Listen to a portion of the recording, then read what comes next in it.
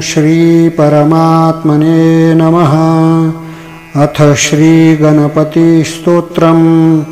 श्रीगणेशाय नमः। नारद उवाच प्रणम्य शिरसा देवं गौरीपुत्रं विनायकं भक्तावासं स्मरेन् नित्यम् आयुक्कामार्थसिद्धये।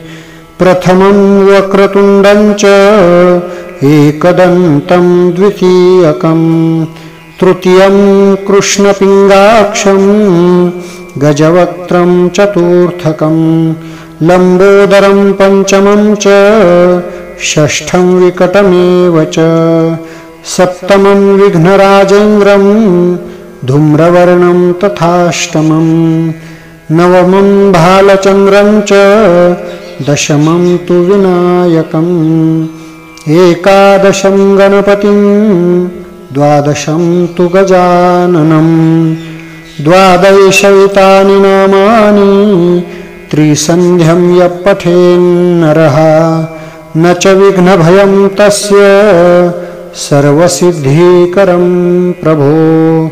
विद्यार्थी लभते विद्यां धनार्थी लभते धनं पुत्रार्थी लभते पुत्रान् मोक्षार्थी लभते गतिं।